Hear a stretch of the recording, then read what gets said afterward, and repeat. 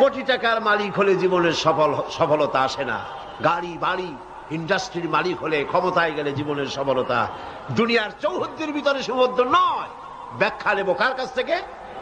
ওই আল্লাহ পাক বলছেন, হে বিশ্বাসীরা, জীবন তোমার সফল হবে আল্লাহকে ভয় করো। কারে ভয় করতে হবে?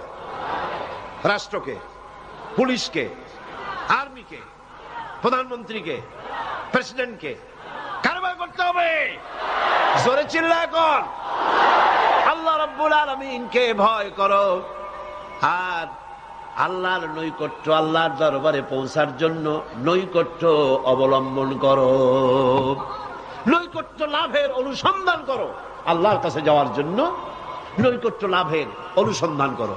ওয়াবতাগু ইলাইহিল ওয়াসিলা, এর তাফসীর করা হচ্ছে আমলে সালেহ, নেক কাজ করো।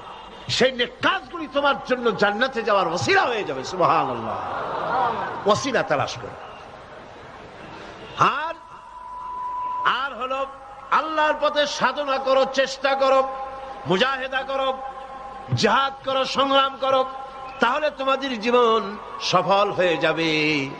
আবার সফলতার মানদণ্ড সম্পর্কে সূরা মায়েদার অন্য আয়াতে আল্লাহ পাক বলেন, ইয়া আইয়ুহাল্লাযীনা আমানু ইন্নামাল খামরু ওয়াল মাইসিরু ওয়াল আনসাবু ওয়াল আজলামু রিজসুম মিন আমালিশ শাইতানি ফাজতানিবুহু লাআল্লাকুম তুফলিহুন।